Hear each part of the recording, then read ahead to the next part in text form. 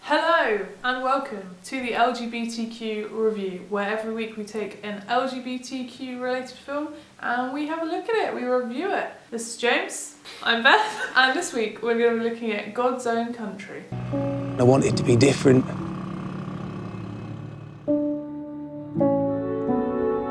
The way I want to do it.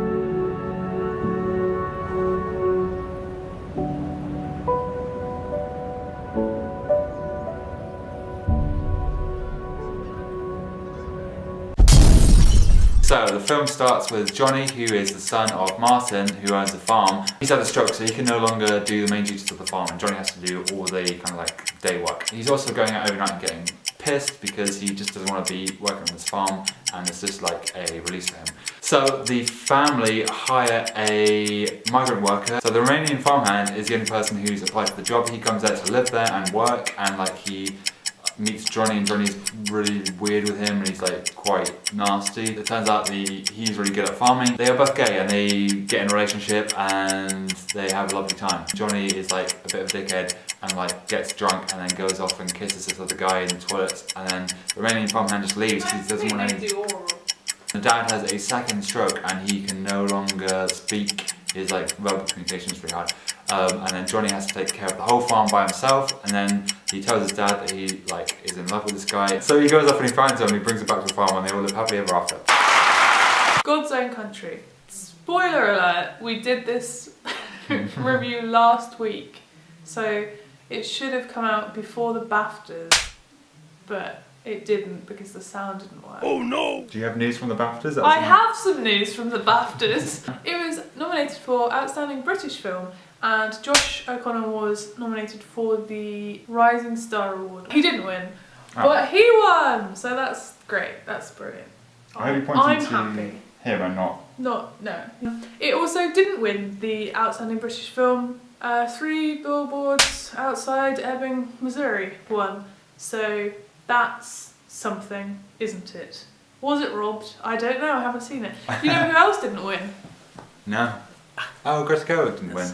She didn't win anything. No, Lady Bird didn't win anything. Oh, wow. Yeah, not a thing. It was the only UK-based production to be nominated for the World Cinema Award at the Sundance Film Festival in 2016. Where it went on to win the World Cinema Directing Award. Do you think it's worth all of this praise? Yes, broadly speaking, I do. The thing I was going to say about, I guess, British cinema in general is that we only seem to do heritage films, war films, or these kind of low-key dramas. I don't know, like kind of character-driven pieces that are like very minimalist. Those seem to be like the big hits for the UK. Yeah, I mean you say that, but 3 Billboards. But yeah, they seem to be the films that we are allowed to make, as it were, for however you categorise that. Which is quite dull. Like, I'm not that massive, I'm not a bigger fan of heritage films or war films. Oh, I don't know, I could really do with another movie about Churchill. Or just like, I was going to say Jane Austen, but I don't think I've seen that many. You know Jane what Austen was good? films. Plus it's not heritage. Pride. Yeah. But saying all of that, like this is a really good film, I really enjoyed it, and it's not typical of the subject matter that usually covers. I thought it was great. I really like seeing rural England on film. It's very visual, there are some beautiful shots of like the sky and the landscape. Yeah, it's like just like cinematography and the landscape is like amazing. It's like that kind of like dream-like, kind of like at dusk a lot of it, and it's just like kind of misty. And it's great. It's fantastic. The writer and director, this is his first time writing and directing a feature film. Francis Lee. Francis Lee. He is a actor. Man. Yes, a man. A white man. A white man with a beard. With a beard. Who? We know some of those. 2 out of 3 of those are probably true. He's a white man. Definitely got a beard? Yes. Oh. He is a previous actor, or he was an actor. I don't say a previous actor. He has been an actor. He may continue to be an actor. We've all been an actor at some point. So he came from a place of love. Love. He would have a far more character-driven eye for a film than anything else. It works really well for this film. I think it does work really well, yeah. So, the characters, there is Johnny, who is the young Yorkshire farmer, unhappy with his life, gets drunk a lot. And then there is Gorgon. Gorgon? Gay? He was played by Alec Secarino. We're so dyslexic. Josh O'Connor, who plays Johnny Saxby.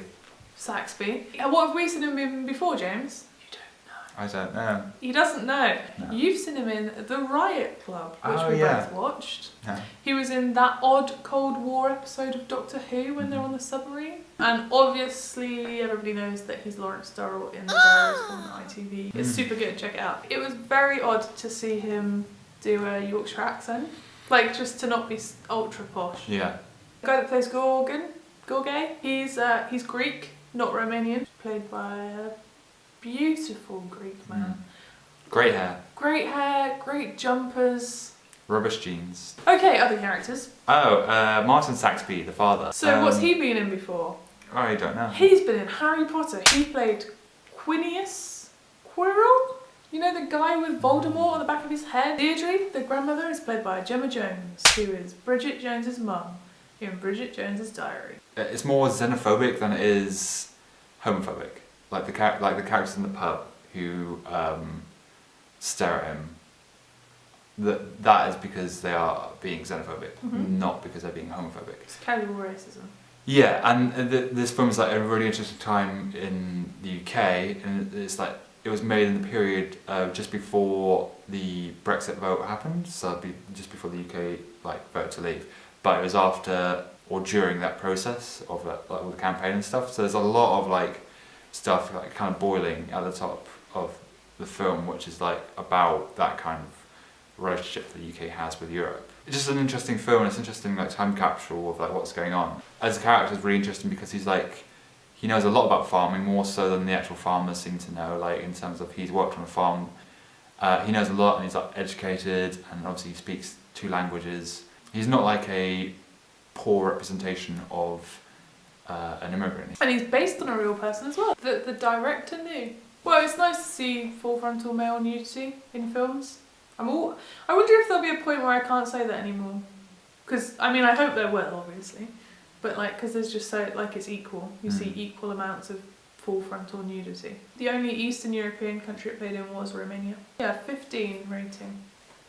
Yeah, good rating, I think. I agree. There's something in the film that I noticed that I think is kind of prevalent to the UK currently, which is the... Racism. Yes, that. Homophobia. That too. But Class divide. Yes, that too. There's a lot. I should probably just say, otherwise you're going to go through all the problems in the UK. It was the kind of position that... Theresa May. It's the kind of position Theresa May. It's the younger generation having to take care of the elder generation, and that kind of, I don't know, that kind of inverted dynamic that is more and more just happens across many countries, but definitely in the UK. And his almost resentment about having to take care of this farm that he doesn't necessarily want to have to take care of. So yeah, it's a really timely film in many ways. And I think the dialogue is not great in this film. there's only about 8 lines. But just the things Johnny says, I just don't like them. I just don't think it's how people speak to each other for an extended period of time. Yeah, the dialogue is a problem, I think. Yeah. We're agreed on that then. Yes.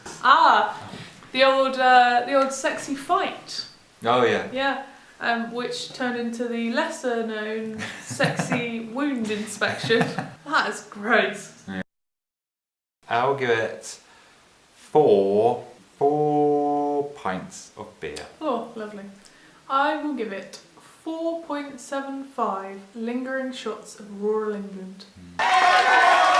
You have been watching the LGBTQ review, and we have been James and Beth. If you think we've missed anything important from God's own country, please let us know in the comments below and let us know what you thought of the film. You can like and subscribe to this channel to get all of our content, and you can follow us on Twitter at LGBTQ_review for everything else that happens. Thanks. Bye!